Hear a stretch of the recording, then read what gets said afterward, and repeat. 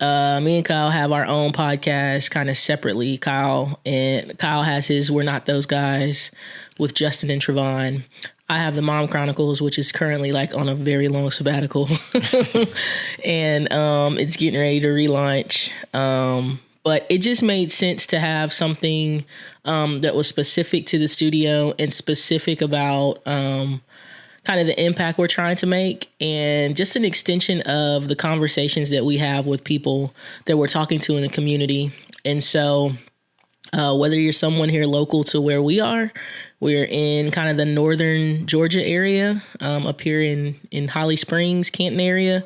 Whether you're up here or whether you're across the world, I think that the conversations that we have offline and just speaking to people are things that a lot of business owners can use and implement, and maybe things that people can use in their marketing. And so that's really what this podcast is. We're going to be talking about certain things and talking about marketing in a different perspective, because Cannon Studios, the core of Cannon Studios is storytelling. And so I think we always have that as like the central theme when we're approaching different things in marketing, personally, or whether we're helping a client with content. And so, we're just going to have conversations about it and bring in other people that are experts. We're going to be giving you like some technical tips, right? So we want to basically say, hey, this is the problem. This is how we address it. This is the tool to use to fix it. And then we hold you accountable. And so that's really what the format is like. Yeah, I think when we sat down and we started like planning all of this, we tried to figure out, okay, what's something that we can do that'd be helpful. And so we we sat down and sort of segmented the podcast into those 4 different like pieces that you just spoke about. And so we want to share something that's insightful, grab some expertise and like allow them to give their perspective, because, we aren't the end all be all. So we like to lean on others to kind of help us along. And then also, like you said, give some very practical like tools and technical advice, and then challenge you to go ahead and get out there and do it yourself with some next steps. So totally unrelated, but I'm looking at myself in this camera. I'm like, man, I look so much better when I was doing isogenics. So I got to get back. I got to get back on that. The holidays, I think when you go into the holidays, you just are like, whatever, I get a free pass. I've been doing that for like 2 months. So no more free passes. I got an early start on my holiday break. It was like probably November. I was just like, all right, I'm going to. Well, because it's our birthdays. Like our birthday month is November. Yeah. Our holidays are extended. Yeah. And so we have a lot of birthdays towards the end of the year. Yep. So it's like as soon as November hits, I think we automatically go into holiday mode. At least I do. Yeah. And so we got to get back on our. We're gonna get back on it. On our isogenics. We were talking about that the other day because I know now we're doing like juicing, which is cool. I think we could do both. Yep. But definitely getting back on that isogenics train because it was good. I'm looking a little puffy. I don't see it. That's what you're supposed to say. All right.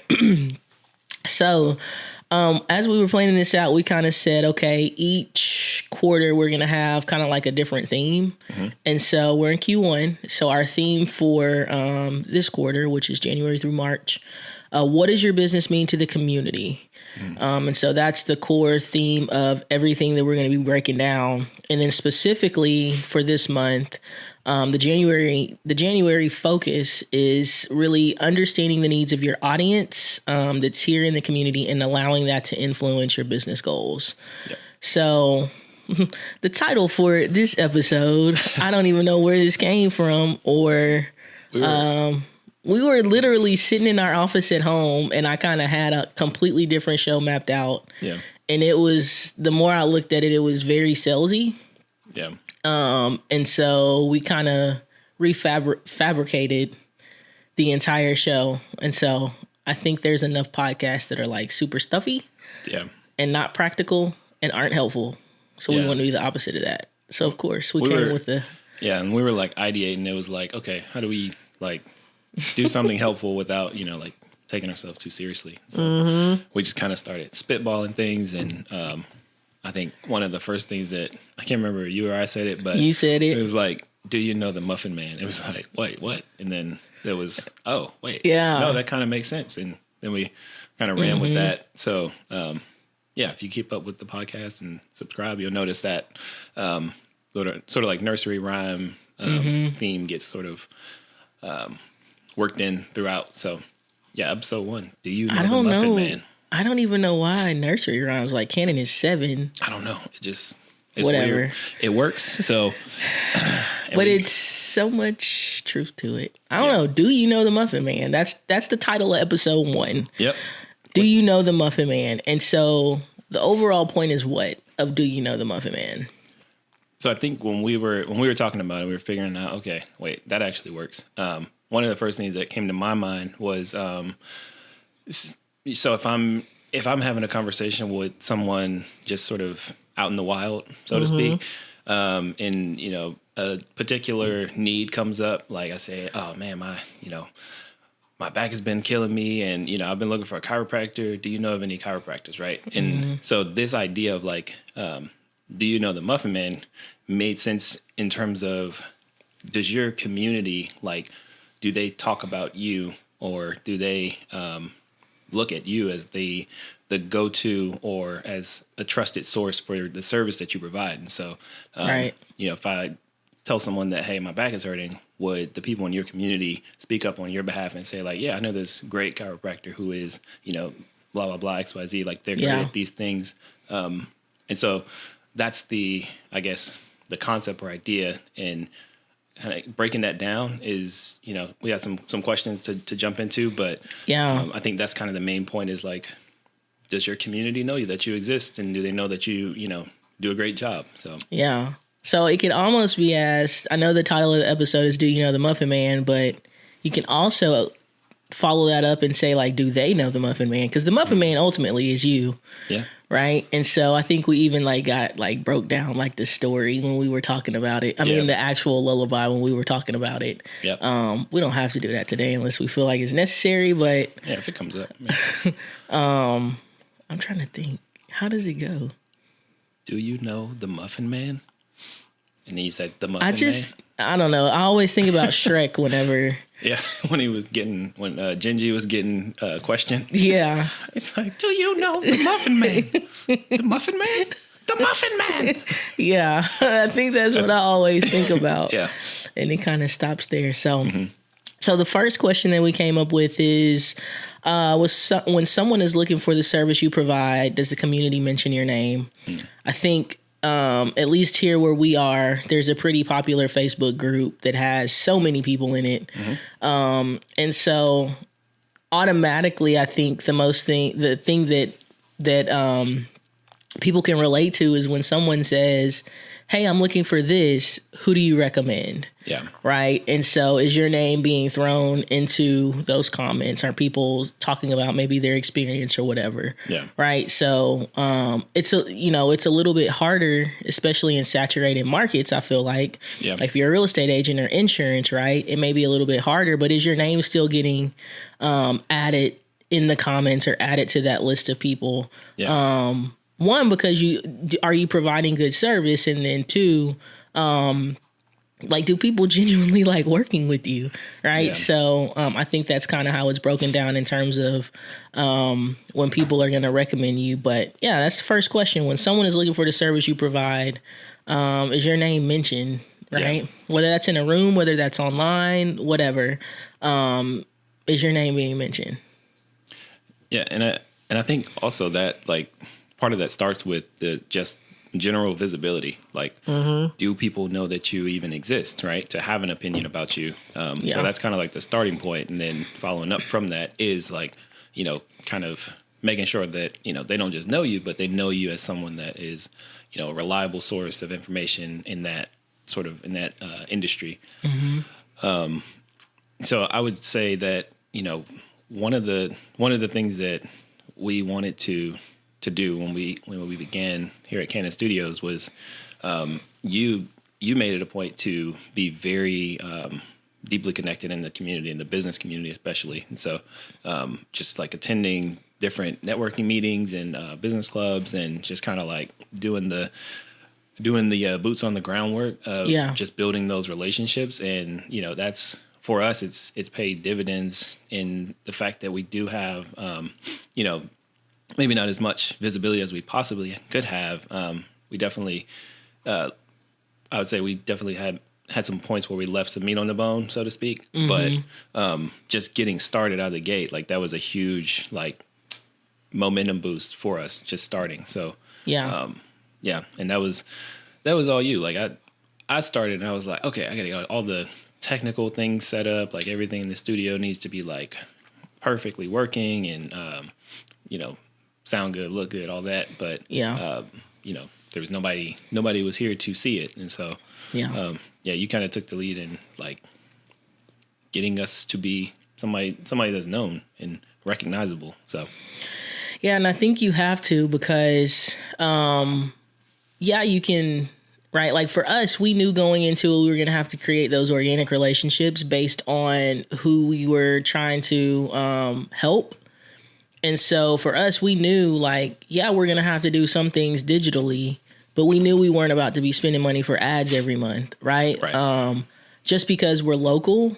And for us, it was like, okay, if we're going to pour money into marketing, it's going to be on, the time invested in actually understanding people, and letting it create like that compound effect. So, if you know this person may know this person may know this person. Yeah. And truthfully, we're not, at least for me, when I go to different networking meetings, I'm not going with the intention of, I want to close business with them. Right. I'm not going with the intention of, I want to close business with maybe someone they know. I'm going with the intention of like, I'm really interested in what it is that you do.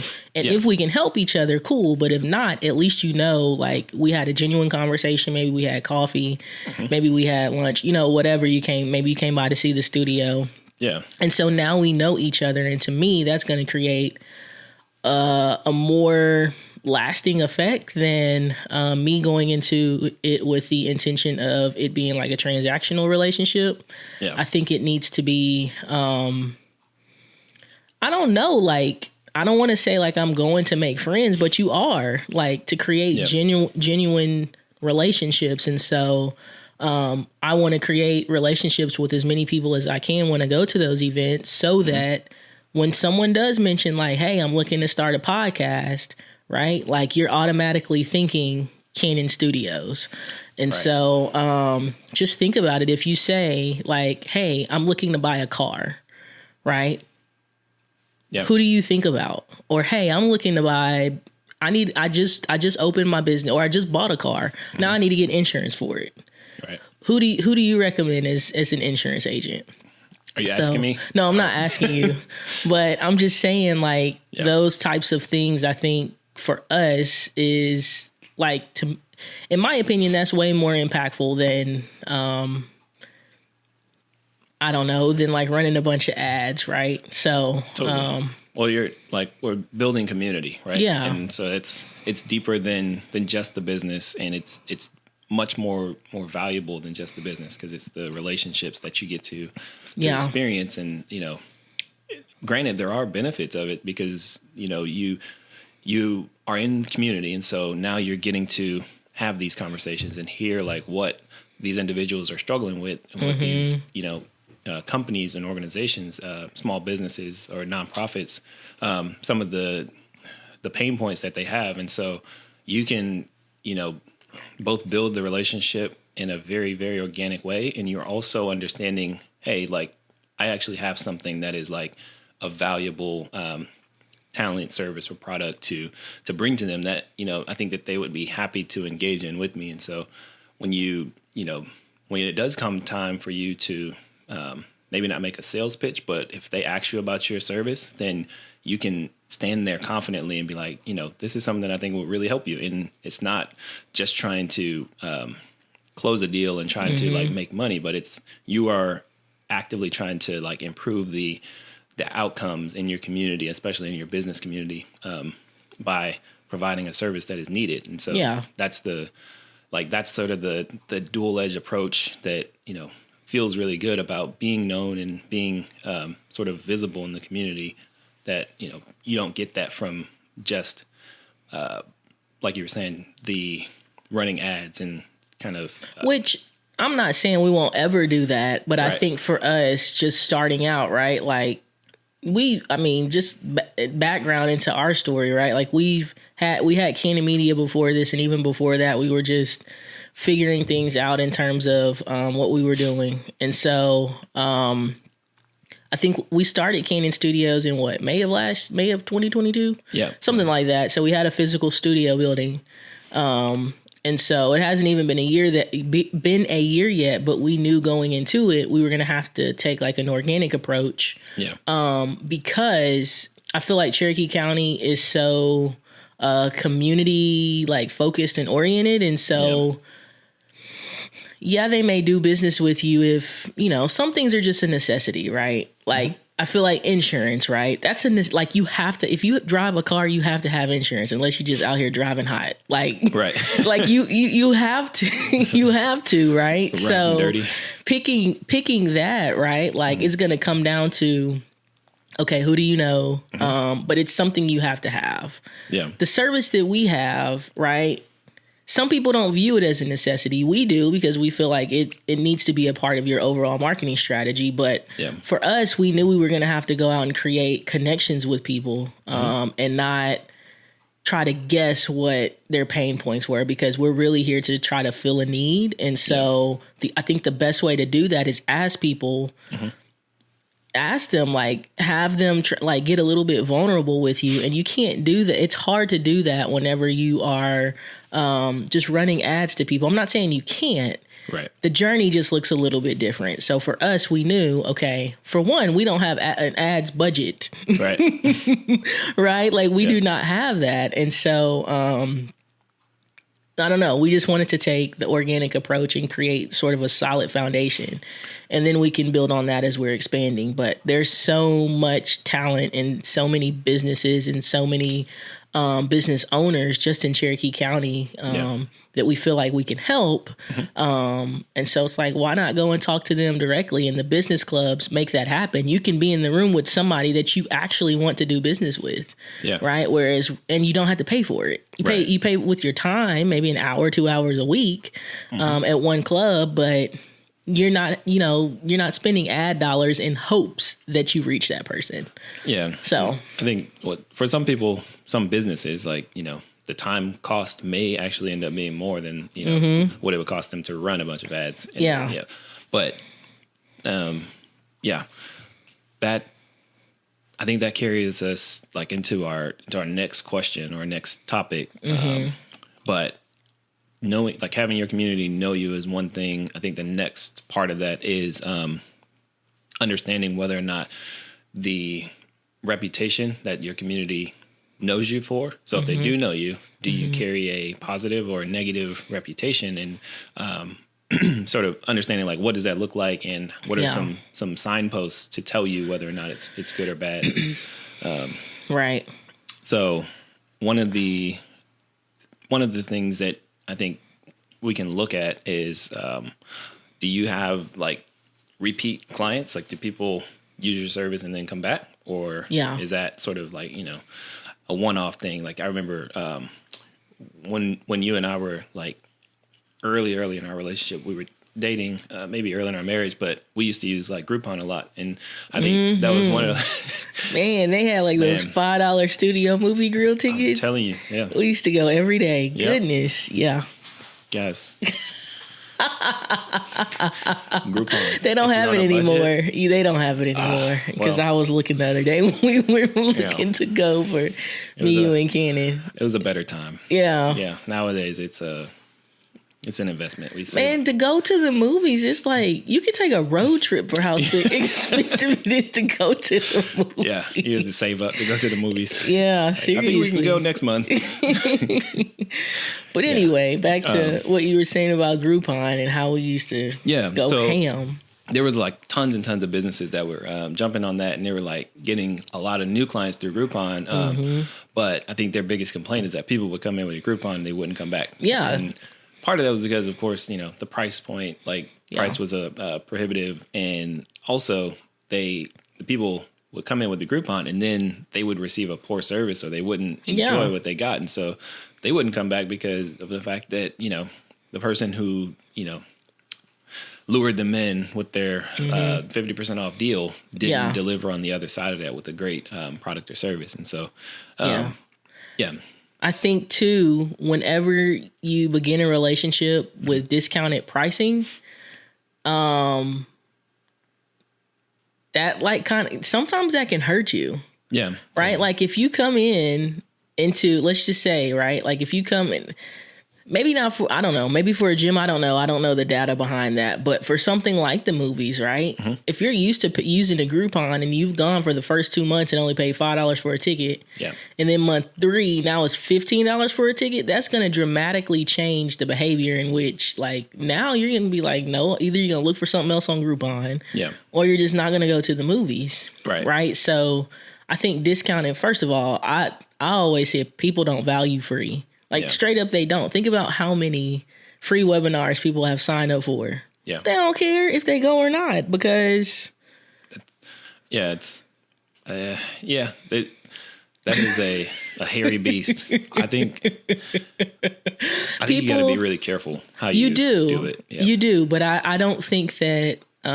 in terms of when it comes to service delivery, a lot of people don't value free. Yeah. Somebody is at the front door, and I hope it's not my dad.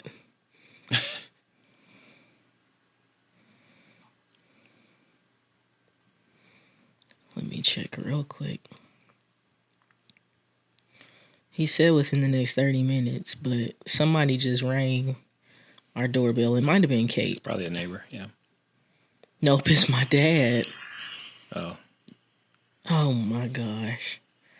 Why would he think...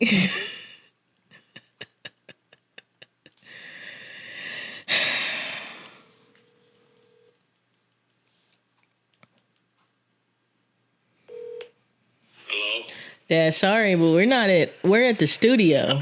Hello? Dad. Hello? Hello? Dad. Yeah. Dad. Johnny. Dad! Jesus Christ. Okay, he's probably trying to answer from his watch and it's too far. Mm-hmm. You talk to him through the doorbell.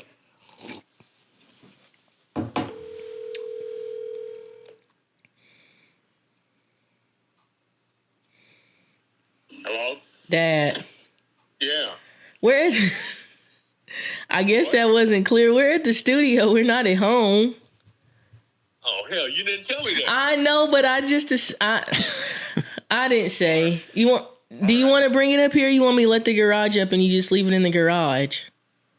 Well, where are you going to put it? You going to put it at the studio? Or you yeah, it's coming to the studio. But whatever's easiest for you, you just let me know. All right, I got to go back that way anyway, so all right. All right, bye. All right, bye. We got to hurry up because he's going to be here soon. All right. I don't even remember what we were talking about. So really just that follows up with the overall question of does your name carry a negative or a positive reputation? And kind of what are some signs that you've like that you can use or identify or like signals that let you know which side of that you're on? I think negatively maybe a little bit harder to identify for people, but like you said, like repeat clients and using the whole Groupon example, I think the most what's the word I'm thinking of? The most simplified answer, in my opinion, is like, look at your reviews, right? Like, look at your reviews online. If they're terrible, like, it's a pretty clear indicator of reputation. Yeah. And so, unless it's a bigger company, right? Like, and I think so. The reviews online are pretty like, straightforward, and some people just don't use them. I know some friends of ours in the business community are very, they're huge believers in like getting those reviews and leveraging those to kind of build up your reputation online. Now I think what our question here is more pointed at is kind of the connection that you have with an individual, and you know, beyond like their review, like do they rave about you to their friends and family? Are they raving fans? Yeah, I think we've read that book. In terms of the story brand, I need to read that book again. But yeah, in terms of the story brand framework, are they raving fans about you? Yeah. So that goes back to even the first point of like, when someone is looking for the service you provide, does the community mention your name? Are they raving fans about your service? Yeah. Or are they raving fans about you even if they've never used your service? Yeah. So I think the way that you answer that question kind of allows you to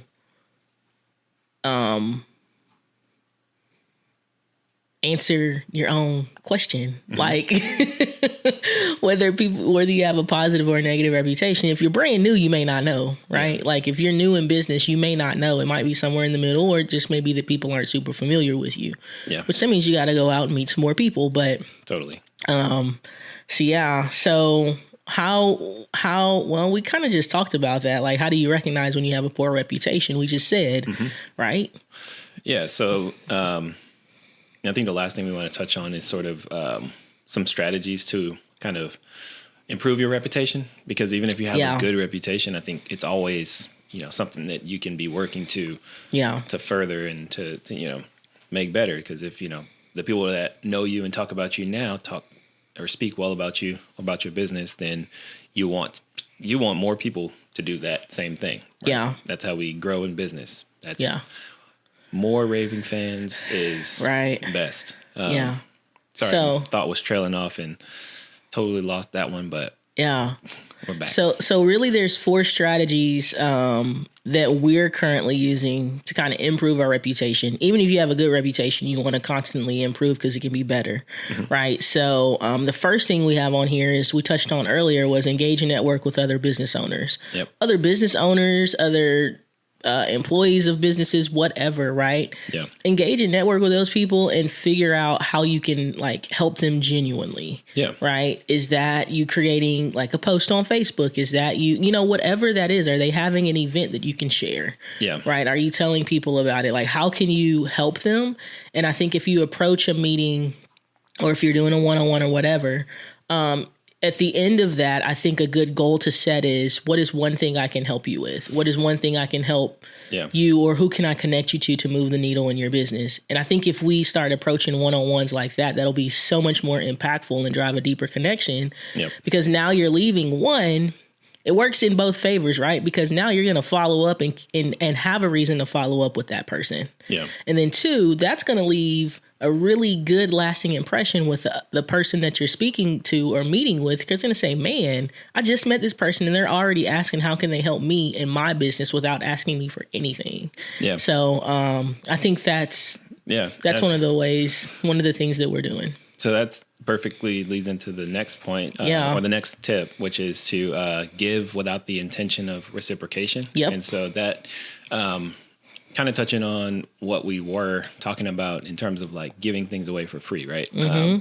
So we mentioned it's a very like, it can be tricky to do and to maintain your observed level of like quality or the way that people value what you do. Because if you give away too much for free, then people would just say like, oh, that's easy. It's not, you know, they'll kind of like write it off as being something that's not valuable, right? We will mentally associate things that are free with things that are not valuable. And so I think you have to be really, really careful and intentional about how you give, because when you just say like, oh yeah, this is free, this is free, this is free, and then people are like, oh, well, it must not be worth anything. So unless it's the samples at Costco. I digress. So go ahead. If you time it just right, like right after church and go to Costco or Sam's, you don't even have to buy lunch. That's what we should have did today. Well, you're vegan, so maybe not. But I'm just saying, if it were me by myself or me and like Stephanie, well, we would have ganged up. And they don't tell you no. You can go back for seconds, thirds, fourths. Anywho, I've never felt like I won during samples, getting samples from Costco. But depends on what it is. Yeah. Like if it's like a cheeseburger sample and a pizza sample. Anyway, go ahead. So, I mean, that's a perfect example, right? Yeah. Costco gives samples. But I will say that does drive your point home, though, of like the rate in which I've bought something because I had a free sample at Costco is very low. Like, I can't think of any time I bought something at Costco because I had a sample of it. Like, this cheeseburger is good. Let me go and buy these patties. Like, right. I can't think of a time I've ever done that. No, you got it. You picked it up because you were hungry and it was something free. Like it was free, and you're like, man, that was good. I ain't buying it, but it was good. Yeah. It was good. And I think, and so that's, that drives your point home more. Yeah, different for every business, different for every product service, but be thoughtful and intentional, but give, whether that's time, whether that's like, financially, like, but engage with their community, understand their needs, and give what you have, and don't expect to get something back in return. I think that's the biggest part of that. Definitely. That leads, segues to our next point of checking in with individuals personally and not focusing on business. Totally. Right. So when you're out meeting with these people and you're exchanging information, reach out to them, whether that's once a month, like if you don't see them or something, right? You might see them every week at a business club. Still, like, reach out to them once a week, once a month, whatever, like intentionally put that on your calendar. Just say, hey, how are you? Yeah. We just came out of the holiday season, right? So, and the holidays are tough for a lot of people for so many different reasons. So, hey, man, now that the holidays are over, hey, friend, whatever, the holidays are over. Let's, how are you doing? How are you feeling? Let's go grab coffee. Let's catch up. Yeah. Because holidays are busy. For some, it brings some people like into a depressive state. For some people, it's just them reliving like their grief all over again. Like, we don't know what people are walking through. And so I think to be able to do that on a personal level instead of it always being transactional, that builds a deeper connection for sure. Yeah, I think one of my like favorite Southern colloquialisms is, how's your mom and them? It's like, I have never heard you that, and you are not from the South, so I've never said it, but it's like you. How's your mama and them? Like, you don't say it like that. That's how you just said don't do that to the South. No, that's how you just said it as a person from Detroit trying to sound like you're from the South. I am an outsider, and how's your mama and them? How's your man, how your mom and them doing? That's, I mean. I didn't say I knew it. I don't understand the mechanics of it. I just know that I've heard it before. And I get what you're saying. Warm, feeling behind it. It's like, know, it's not just the simple like, hey, how you doing? It's like, I got time. Let's sit. Let's talk. What? That just made me think of somebody. So that just made me think of somebody, and automatically when we were talking about checking in on people personally during the holidays, I thought about my best friend, right? And she lost her dad 2 years ago. And so when you said for somebody to say, how your mama and them, like that was him, that was Mr. Alex, like, how your daddy and them doing, right? Yeah. Like that, I mean, and he was from the South. He was like that Southern dad that was like everybody's dad. And it's like, I don't know. It was like a warm blanket. It's just, you knew he cared, right? No matter how crazy he talked, he might have cussed. Well, he wasn't going to cuss you out, but he might have said something to hurt your feelings a little bit. But at the end of the day, it's like, he cares about me, right? Yeah. So I think taking that, right, and into these relationships that may start off as business networking, like, make them personal. Yeah. Don't be so busy and so wrapped up in like trying to win, that you don't see the humanity or see the person behind, whether that's your customers or, other business owners who can be customers, but just see the person, see the human being, right? And like, and we're going to have when we get into the tech portion of it, we're going to have something that can kind of help with that, right? Help manage those relationships with people that may become your clients, but that should start off as friends, or that should also be friends aside from that. So we'll kind of show like some little tips and tricks that you can use that will make that easy, and, kind of set up reminders, set up some automated things so that you're not manually writing it down or having to think about it every time. So, and then our last point was making yourself accessible and allowing others a behind the scenes view.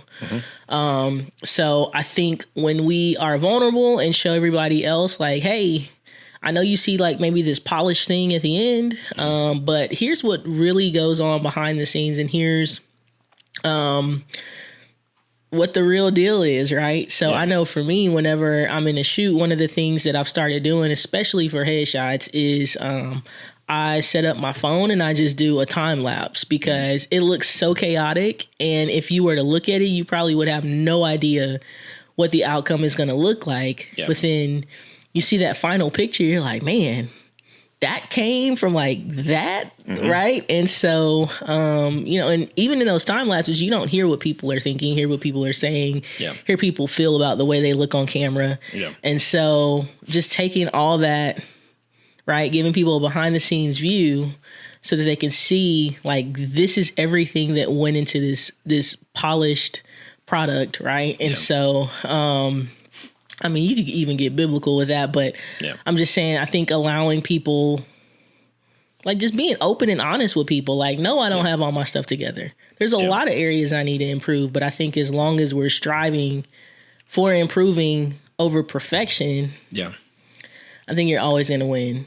Yeah, I think, well, when you excel at what you do and you are really, really passionate about it, and then you show the kind of behind the curtain look and say like, I am not just good at this. This is not just come out perfect. This takes work. And I've failed at this 100 times. I think for one thing, it's an act of humility, but it's also permission for that person to try something new, to do something that maybe they're uncomfortable with, because now they're like, oh, well, my first attempt doesn't have to be perfect. I don't have to have it all figured out the first time. And so, you know, that all ties back into like, you know, kind of what this episode is about. It's just like, you know, being in your community in a way that is real and genuine and meaningful, and, you know. Yeah. And I think those, like, showing that you're not perfect ties and connects people much more than showing that you have no imperfections, right? Yeah. So showing those things that you're struggling with, or showing like, hey, it took me, like, this is the journey that it took, that's all a part of your story. I think that's what connects so many people, which is why we focus on storytelling so much, is because your story and the journey and the highs and the lows of your story connect people so much more than you just showing the polished product. Yeah. And so when people feel like, man, like, okay, like now I feel comfortable and safe because you understand exactly what I went through, or you can relate a little bit. People are, I don't know, they're a little bit more susceptible, and they trust you more. Yeah, they do, because they're like, you understand. Yeah. Right? Like, you understand what I went through, what I'm going through, what I just came out of. Yeah. So now it's not like I'm having to put on this like facade. Like, no, you actually understand what it is that I'm going through. So yeah, one last thing. I think to that point, every relationship is you know, it's built on the currency of trust. So that is how we transact in any type of relationship, is a modicum of trust between us. In business, I give you money. I trust you to give me a product or service that I can depend on, that is, you know, tasty food, or, you know, fixing my car, whatever it might be. But if I trust you, then I will continue to maintain the relationship between us. If I don't trust you, then that motivates me to end that relationship. And whatever that might be. And, you know, that's no matter how good the product or service is. No matter how good. Yeah. And so. Yeah. That's life. That's life. In general, not just business. Life, business, all that fun stuff. Yep. But I think that's it for this episode. We want to keep it kind of brief. We don't want to, you know, chew up your whole morning or afternoon or whatever it is. But you have anything else? No. Next week, we're going to be talking about something fairly cool, right? It's truly understanding your purpose and what you do, and communicating and being clear about that. Yep. So yeah, that's going to be good. Yep, no, that's not next week. Is that next week? I think it's next month. We're still getting this figured out. So, we've got a plan. The plan is... So we're going to edit that part out. No, so next week we're going to have somebody really exciting. And I think me and you are big fans of Storybrand and Donald Miller and how he... I listen to his podcast a lot, Marketing Made Simple, Business Made Simple, and they're always putting emphasis on hero maker versus the hero. And so next week we're going to be talking about a hero maker and having conversation with a hero maker. So stay tuned for that. Totally. Looking forward to it.